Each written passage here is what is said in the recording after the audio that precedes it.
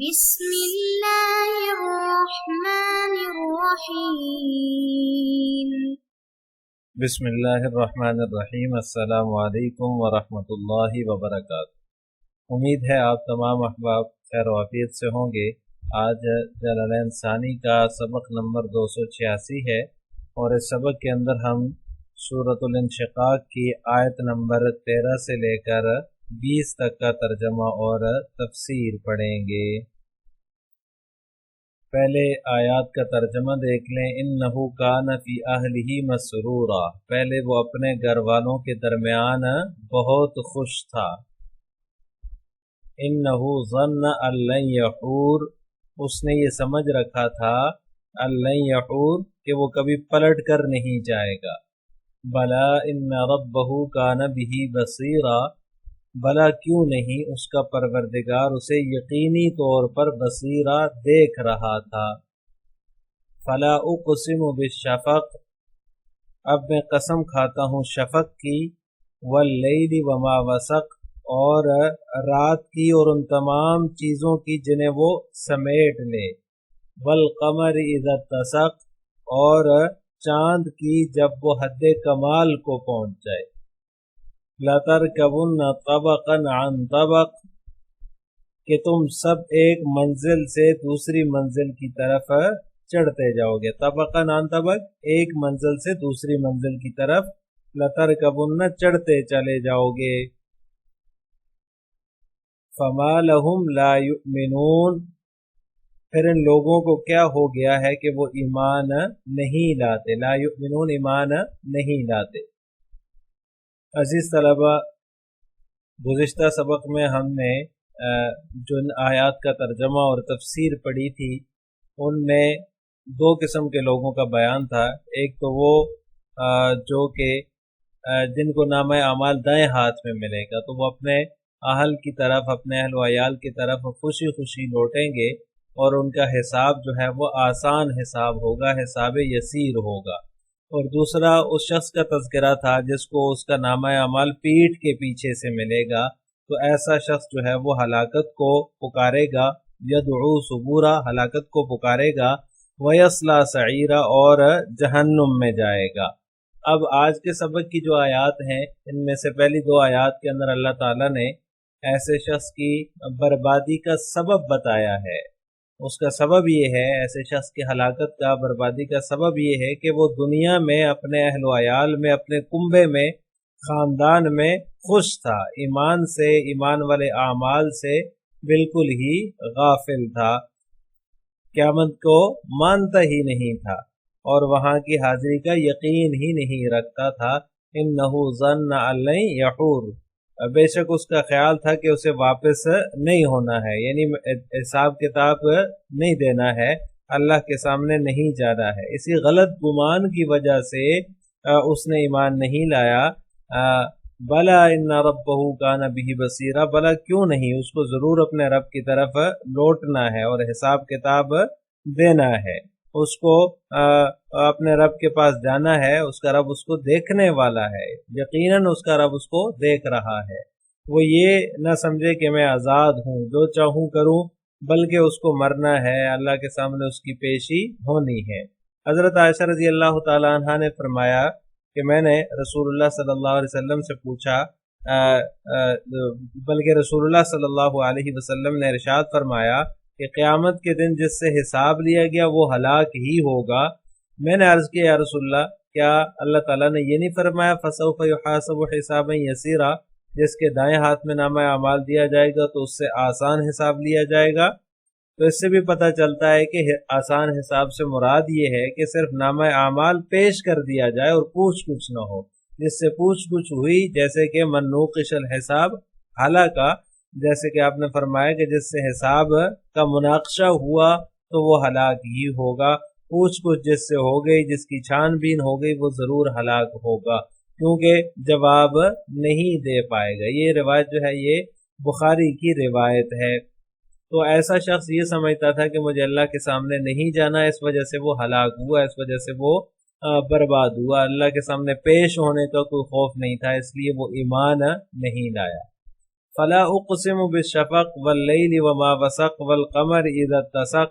اب ان آیات کے اندر اللہ تبارک و تعالیٰ نے کچھ قسمیں کھائی ہیں، اور سب سے پہلے جو قسم کھائی ہے وہ شفق کی ہے، شفق کی قسم ہے، واللیل وما وسق، اور رات کی قسم ہے، اور ان چیزوں کی جن کو رات ڈھانپ لیتی ہے یا پھر جن کو سمیٹ لیتی ہے، یعنی کہ رات کے وقت وہ اپنے اپنے ٹھکانوں میں چلے جاتے ہیں، ان چیزوں کی قسم ہے۔ جو چیزیں آرام کرنے کے لیے رات کو اپنے اپنے ٹھکانے پر چلی جاتی ہیں۔ اور اس کے بعد واللیل والقمر اذا اتسق فرمایا، قمر کی، چاند کی قسم کھائی جبکہ وہ حد کمال کو پہنچ جائے، یعنی بدر بن کر آشکارا ہو جائے۔ بدر کہتے ہیں 14ویں کے چاند کو، جب بالکل چاند مکمل ہو جاتا ہے اس کو بدر کہا جاتا ہے۔ فرمایا کہ لَتَرْكَبُنَّ طَبَقًا عَنْ طَبَقٍ، تم ضرور بالضرور ایک حالت کے بعد دوسری حالت پر پہنچو گے، ایک منزل کے بعد دوسری منزل پر پہنچو گے۔ یعنی اس سے دو قسم کی تفسیریں حضرات مفسرین نے کی ہیں۔ ایک تفسیر تو یہ ہے کہ احوال کے اعتبار سے مختلف طبقات سے گزرو گے، یعنی کہ پہلے کی جو حالت ہوگی اس سے دوسری والی حالت شدید ہوگی، شدت میں بڑی ہوئی ہوگی۔ پہلی حالت سے مراد موت کی حالت ہے، اور دوسری حالت سے مراد برزخ کی، اور پھر اس کے بعد تیسری حالت قیامت کی، اور پھر جو ہے وہ اس میں بھی تعدد ہوگا، ان حالات میں بھی جو ہے وہ مختلف قسم کے احوال ہوں گے، اس سے یہ مراد ہے۔ لیکن بعض حضرات فرماتے ہیں کہ اس سے وہ جو ہے وہ حالت مراد ہے جیسے کہ انسان کی زندگی کے مختلف مراحل ہوتے ہیں۔ انسان پہلے بچپن انسان کا ہوتا ہے، پھر جوانی آتی ہے، اور پھر ادیڑ عمر آتی ہے، اور پھر بڑھاپا آ جاتا ہے۔ اسی طرح انسان کی سوچ میں بھی مسلسل تبدیلی آتی رہتی ہے، جس طرح عمر بڑھ رہی ہے اسی طرح سوچ بھی تبدیل ہو رہی ہے۔ تو یہ سارے مراحل بھی اسی آیت کے مفہوم میں داخل ہیں۔ لَتَرْكَبُنَّ طَبَقًا عَنْ طَبَقٍ کے اندر یعنی کہ تم ایک کے بعد ایک حالت پر جاؤ گے، یعنی چاہے اس سے موت کے بعد کے احوال مراد ہوں یا ہر انسان کے انفرادی احوال مراد ہوں، جیسا کہ جوانی، بچپن، ادیڑ عمر اور بڑھاپا، اس سے یہ ساری چیزیں مراد ہو سکتی ہیں۔ اس طرح سوچوں میں بھی تبدیلی آتی ہے، وہ بھی اس سے مراد ہو سکتی ہے۔ فَمَا لَهُمْ لَا يُؤْمِنُونَ، اب ان لوگوں کو کیا ہو گیا ہے کہ یہ لوگ ایمان نہیں لاتے، یعنی ان احوال کا ذکر کرنے کے بعد اللہ تعالیٰ نے قسمیں کھائی ہیں، اور قسمیں کھانے کے بعد ذکر کیا کہ تم ضرور بالضرور جو ہے وہ ایک نہ ایک دن جو ہے وہ ایک منزل سے دوسری منزل کی طرف پہنچو گے، یعنی کہ تمہیں احوال سے گزرنا ہے، مرنا بھی ہے، مرنے کے بعد کے جو احوال ہیں چاہے وہ برزخ کے احوال ہوں، قیامت کے ہوں، اور پھر ان میں بھی تعدد ہے، جس طرح کے بھی احوال ہوں ان سے تمہیں گزرنا بھی ہے۔ تو پھر کس چیز نے تمہیں روک رکھا ہے ایمان لانے سے؟ پھر کیا چیز مانے ہے کہ وہ لوگ ایمان نہیں لاتے؟ فَمَا لَهُمْ لَا يُؤْمِنُونَ، کفار لوگ پھر ایمان کیوں نہیں لاتے جب پتہ ہے مرنا ہے؟ پہلے ہم چھوٹے تھے، بچپن تھا، پھر جوانی آئی، پھر بڑھاپا آیا، پھر ادیڑ عمر، اور اسی طرح پھر مرنا ہے، مرنے کے بعد قبر میں جانا ہے، حالت برزخ میں پہنچ جائیں گے، پھر اس کے بعد قیامت کے احوال پیش آئیں گے۔ یہ ساری چیزیں ہونی ہیں اور تم دیکھ بھی رہے ہو، تمہیں پتہ بھی ہے، اپنی آنکھوں سے دیکھ رہے ہو مرنے والوں کو بھی، اور اس طرح اپنے جسم میں جو تمہارے تبدیلیاں آ رہی ہیں، تمہاری سوچ میں جو تبدیلیاں آ رہی ہیں، اس کو تم دیکھ رہے ہو، اس کے باوجود تم ایمان کیوں نہیں لا رہے؟ پھر ایمان لانے سے مانے کیا چیز ہے؟ اب ان آیات کی تفسیر جلالین ملاحظہ ہو، انہو کان فی اہلہ عشیرتہ فی الدنیا مسرورا، بے شک وہ اپنے اہل میں یعنی کہ دنیا میں جو اس کا خاندان ہے اس میں وہ مسرور تھا، خوش تھا، مگن تھا، بطرم باتباعہ لہواہ، یعنی کہ مصنف فرماتے ہیں کہ اس کے اپنی خواہش کی اتباع کرنے کی وجہ سے، یعنی اپنے گھر والوں میں، اپنے اہل و عیال میں، اپنے خاندان اور قوم میں بے وہ شخص مگن تھا، خوش تھا، اس لیے آج قیامت کے دن وہ ہلاکت کو پکار رہا ہے اور اس کا مقدر جو ہے وہ ہلاکت ہے۔ انہ ظن ان مخففۃ من الثقیلۃ واسمها محذوف ای انہ لن یحور یرجع الی ربہ، وہ یہ سمجھتا تھا کہ اس کو پلٹ کر نہیں جانا ہے، یہ ان لن یحور کے اندر جو ان ہے یہ ان مخففہ من المثقلہ ہے، اور اس کا اسم جو ہے مصنف فرماتے ہیں وہ محذوف ہے، ای انہ لن یحور، وہ یہ سمجھتا تھا کہ یقیناً اسے لوٹ کر نہیں جانا ہے، پلٹ کر نہیں جانا ہے۔ یرجع الی ربہ، یہ لن یحور کا معنی مصنف نے ذکر کیا ہے، وہ یہ سمجھتا ہے کہ اسے اپنے رب کی طرف نہیں لوٹنا ہے۔ بلا یرجع الیہ، بلا کیوں نہیں، یرجع اسے اپنے رب کی طرف لوٹنا ہے۔ ان ربہ کان بہ بصیرا، اس کا رب اپنی طرف اس کے لوٹنے سے بخوبی واقف تھا، عالما برجوعہ الیہ، بخوبی واقف تھا، یعنی اس کا رب یہ جانتا تھا کہ اس کو لوٹ کر آنا ہے، اس کو اس کے اپنے رب کے سامنے پیش ہونا ہے۔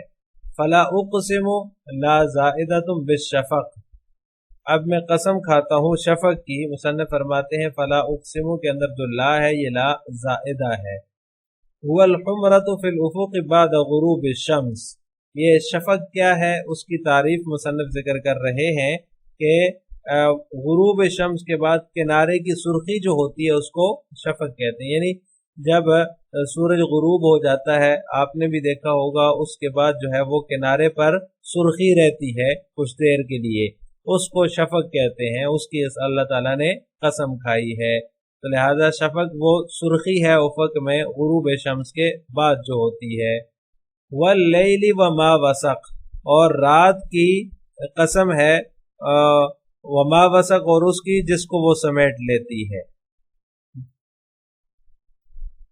جمع ما دخل علیہ من الدواب وغیرہا، یہ وما وسق کی تفسیر مصنف ذکر کر رہے ہیں، یعنی ہر اس چیز کو جمع کر لیتی ہے ما دخل علیہ جس پر وہ داخل ہوتی ہے، من الدواب وغیرہا جیسے کہ جانور وغیرہ ہیں ان کو وہ جمع کر لیتی ہے جن پر بھی وہ داخل ہوتی ہے۔ والقمر اذا اتسق، اور قسم ہے چاند کی جب کہ وہ حد کمال کو پہنچ جائے، یعنی کامل ہو جائے۔ اجتمع وتم نورہ وذالک فی اللیال البیض، اجتمع وتم نورہ یعنی کہ اس کا نور کامل ہو جائے، اور یہ چاندنی راتوں میں ہوتی ہے۔ وذالک فی اللیال البیض، یہ چاندنی راتوں میں ایسا ہوتا ہے، یعنی کہ جب چاند مکمل ہو جائے 14ویں کے بعد تو وہ چاندنی راتیں ہوتی ہیں، جب چاند مکمل ہوتا ہے تو اس کی روشنی بھی ہوتی ہے، تو وہ جو چاندنی راتیں ہیں ان راتوں کے اندر جو ہے وہ چاند حد کمال کو پہنچتا ہے۔ لَتَرْكَبُنَّ، تم ضرور بے ضرور چڑھو گے، ایھا الناس اے لوگو، اصلہ ترکبونن، حذفت نون رفع لتوال الامثال والباب لالتقاء الساکنین، یہاں سے مصنف رحمہ اللہ تعالیٰ اس کی تحقیق ذکر کر رہے ہیں لترکبن کی، کہ اصل میں یہ ترکبونن تھا، اور نون رفع جو ہے اس کو حذف کر دیا گیا، لتوال الامثال، کئی نونوں کے جمع ہونے کی وجہ سے، لتوال الامثال اس جیسے آگے پیچھے پہ در پہ آنے کی وجہ سے ان کو حذف کر دیا گیا۔ والباب لالتقاء الساکنین، اور واو کو التقاء ساکنین کی وجہ سے حذف کر دیا گیا، یعنی نون رفع جو تھا اس کو کئی نونوں کے جمع ہونے کی وجہ سے نون رفع کو حذف کیا گیا، اور جو واو تھا اس کو التقاء ساکنین کی وجہ سے حذف کر دیا گیا، تو لترکبن ہو گیا، ترکبونن سے لترکبن ہو گیا۔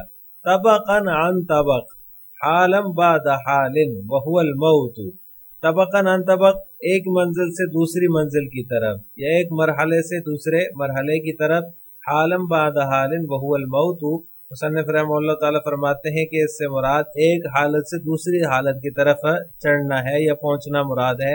وهو الموت، اور وہ حالت کیا ہے، وہ موت ہے، یعنی کہ موت کی حالت ہے، اور ایک کے بعد ایک حالت کی طرف چڑھنا ہے یا ایک کے بعد ایک مرحلے سے گزرنا ہے، تو وہ جو حالت ہے وہ موت ہے۔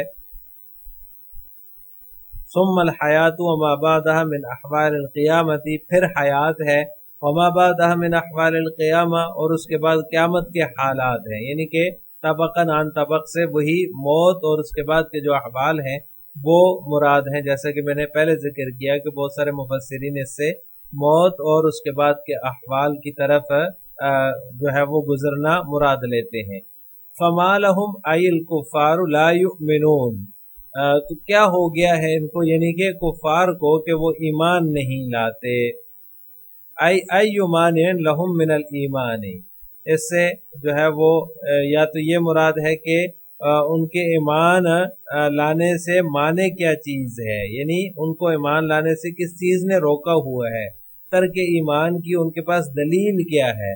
औ अय्यु हुज्जतिन लहुम फी तर्किही मा वजूद बराहीनिही, या फिर जो है वो ईमान लाने की दलील मौजूद है उसके बावजूद उनके पास क्या दलील है ईमान न लाने की। मा वजूद बराहीनिही, दलाइल ईमान जो है वो जिसकी वजह से ईमान कबूल किया जा सकता है वो मौजूद है, उसके बावजूद तर्क ईमान की उनके पास क्या दलील है। दोनों माने हो सकते हैं कि ईमान लाने से क्या चीज़ माने है या फिर ईमान न लाने की दलील क्या है, दोनों चीज़ें मुराद हो सकती हैं। आखिर में आप हज़रात से दो सवाल हैं। नंबर 1 शफ़क़ किसे कहते हैं, नंबर 2 तबक़न आन तबक़ से क्या मुराद है। इन दोनों सवालों का जवाब आपने कमेंट बॉक्स में देना है। अस्सलामु अलैकुम व रहमतुल्लाहि व बरकातहू।